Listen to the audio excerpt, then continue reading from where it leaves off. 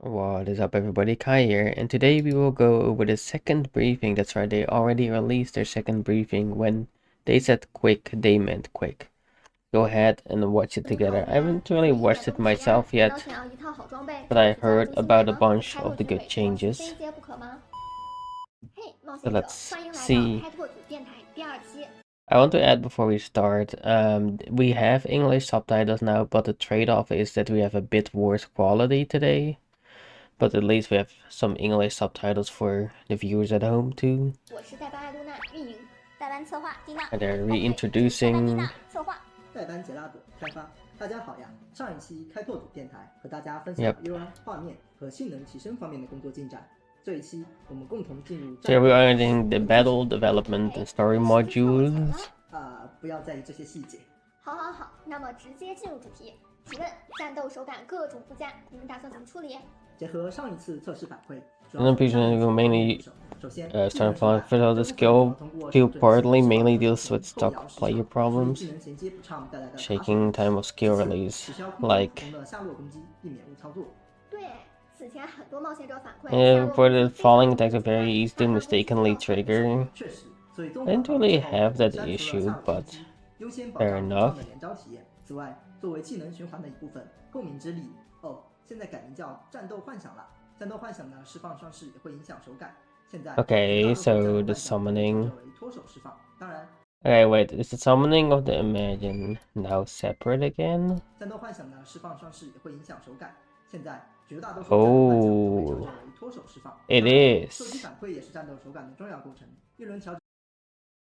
Okay, the before and after. Okay, yeah, the right does look way more impactful, I will add. It is the before.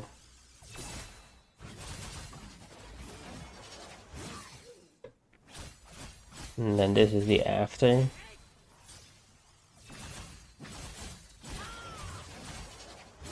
Holy moly. Yeah, it does definitely look more satisfying.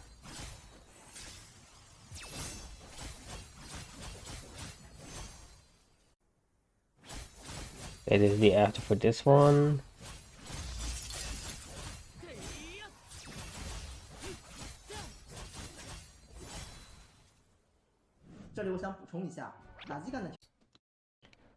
I'd like to add the impact field has not been adjusted yet. Okay, so the impact has not been adjusted yet.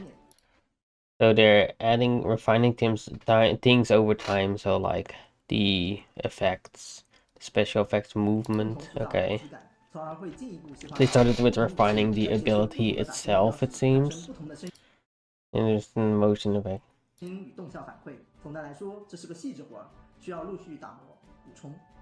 Yeah, okay. Okay, the talent. Yeah, previously the talent tree was quite large. A singular tree that basically leads straight down, but it looks like if the right is the after, which it does seem to be, they changed it to where it splits off earlier. So you have to make more choices early on, rather than having a straight path. 前置天赋对战斗的影响，让不同职业的战斗特点更早释放。我有个疑问，之前有冒险者反馈，职业虽多，有些职业几乎没什么就业空间。现在流派解锁还被提前了，那部分职业的就业空间岂不是更小？这部分策划来讲讲。此前测试中，许多冒险者反馈下副本只要组个攻击队就够了，必要的时候带个僧侣者守护型职业基本没什么就业空间。针对这个问题，策划这边一方面梳理了职业定位与核心能力设计，强化生存职业在副本战斗中的承伤能力；另一方面，优化optimize. Okay, so they want to make tanks more relevant, it seems. 在副本中的职能定位会更加清晰，配合的重要性也进一步提高。在最新的开发版本中，副本队伍人数扩展为5人，职业组合的多样性也可以。I think it's been increased to 5. 被释放。说到职业，有个话题。So does it mean we're gonna have parties of 5 next? 早在3月初第一期简讯发布。冒险者们就在问，养成你们怎么考虑呀？怎么一点都不提呀？所以养成部分究竟是怎么说？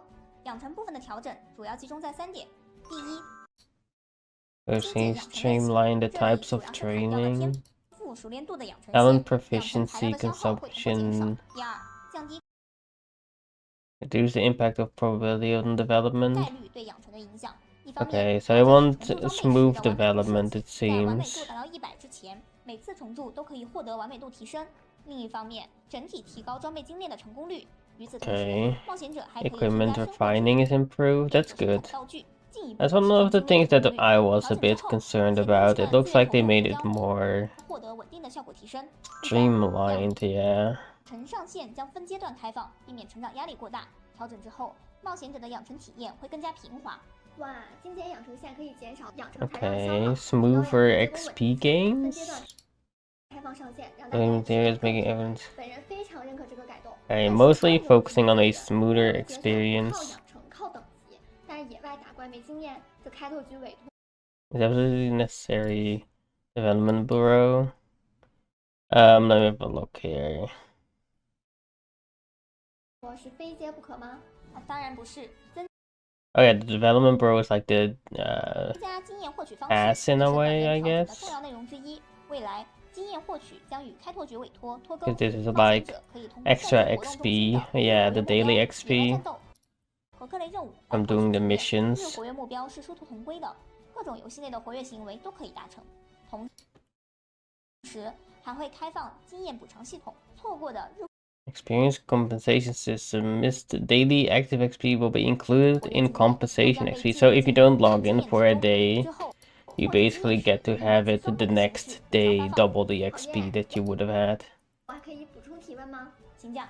副本挑战次数如此有限，首领奖励也有限制，难道想要 Right, this is talking about the dungeon limits and 就得去交易中心买吗？ auction 会涉及到另一个 house. 调整，也就是装备的获取方式。未来极限空 Extreme space will no longer be a single day challenge 间不 limit. 再设置单日挑战上限，成功 There you 击败极限 go. 空间和 So 挑战 basically 所 what 有 they did is they 均有 removed 概率获取装备 dungeon limits and now you have a chance to obtain all types of equipment. So basically you have to grind for the 减少 armor 装备 that you 养成的 want 期后 rather than being able to do it only once a day and having a more 成功其 likely 装备养 of 成的效果提升 more 稳定 likely chance of armor for your class. But I think that's a fine trade-off because that means you can just grind.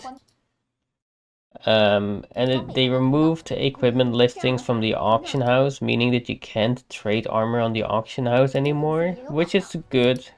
So basically what they did is they made you be able to get drops infinitely, but you can't trade armor anymore, meaning that you just have to grind for it 冒险者 yourself. 反馈，装备可以在交易中心靠买的方式原地毕业。那赛季还有什么参与的必要呢？经过改动后，这样的问题应该可以得到解决。聊过了战斗和养成，我还有一个问题想问。让我猜猜，扭蛋是吧？有看到大家对扭蛋概率和机制的吐槽。请冒险者们别担心，上一次测试扭蛋只是做了一个基本的功能和分类，它的机制、保底等内容都是临时的状态，目前也正在调整和完。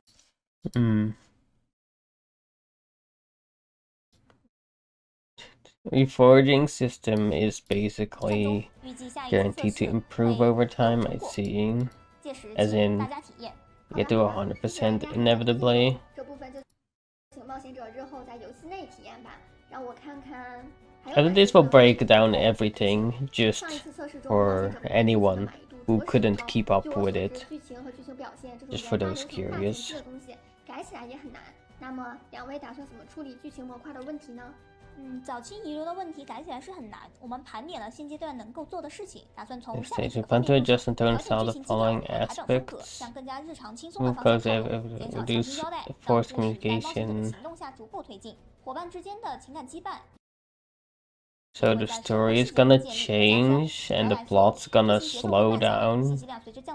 Because people felt like the story was going too fast, I guess. Okay, so they refined mouth movements and expressions from story characters, lip syncing, since that was a major issue in the story in the beta test. 还需继续努力呀！ 到这里，咱们这一期开拓组电台的内容就要结束了。感谢关注星恒共鸣的冒险者们，未来电台栏目也会继续带来更多开发进展。 Next program is more progress, 收集冒险者的想法和建议， some adventures, suggestions, and ideas. 下期节目再见呀，拜拜。Alright. It looks like... Let me see. 服就要开了，会先通过探路服的冒险者验证下近期的调整。 Recent adjustment to Pathfinder results have to be few and fewer changes this time around. Alright, so let's go over a few of the things that were written down as well. About the optimization. Basically, they resolved input lag issues and adjusted cast times for that regarding. They removed the downward aerial attack from mid-air normal attacks, so you know people don't accidentally do it when they are doing a combo. Now the battle imagine, as you saw, is going to start spawning instead of, you know, taking the player's place. So kind of how it was in the Japanese Blue Protocol for anyone who played that. Enemies will now have different hit reactions depending on their buffs, you know. They plan to add more in-depth animations for that too, like hit depth on the enemies and visual effects, so when they get hit, you know, they get actually knocked back and things like that. But that's part of the progress. The talent tree has been condensed to 2 stages now, basically, so you need to choose a bit earlier, and talent traits will now be more evident in earlier progression, meaning that you will see the results from the tree early on rather than later on only. They optimized class designs. They added damage mitigation for tanks, which as a tank is really nice. So hopefully I get to take advantage of that. And as we saw, the party size is indeed increased to 5 players rather than 4 players. 4 seemed a little small, but I didn't mind it. But now that we have 5, I think it's kind of a sweet spot. They streamlined the progression system. They removed the talent proficiency requirements and reduced the material consumptions. They basically reduced the RNG now that you can farm infinitely in a way, even though there's also a bit more RNG in that sense. But for reforging, it's less RNG. Basically, every time you fail, it goes up in chance till you get a guaranteed success. There are more ways to gain experience, apparently, that they will add with field battles, seasonal tasks, and more. Experience compensation system where you get double the XP if you missed 1 day. Like you don't log in 1 day, you get double next day for the pass as an example, so you don't necessarily fall behind if you take a break. The dungeon entry limits are removed, meaning that you can keep farming, and apparently they've increased drop rates. And there will also be cosmetic items in dungeons and world boss fights, which honestly is pretty cool. I like that. I like when there are rare drops or cosmetics that you can get from world bosses. I think that's a very good touch as someone that enjoys rare drops. The gacha pity system is still being tuned for the cosmetic as well, where you can pull for costumes. They are making the story less serious basically, and more of a slice of life and slower paced, so people don't feel like the story is progressing too fast. They improved the storytelling, added more facial expression, lip syncing and everything during cutscenes. And they added more voiceovers that were missing previously in the test, and more along those lines. That's a quick recap for anyone who couldn't keep up. And with that being said, that is it for this video. This was some great news, honestly. I woke up to this, so it was nice to find out that they are improving so much. And I will see you again in the next video. If you enjoyed, remember to like, comment, subscribe. And that is it. Goodbye.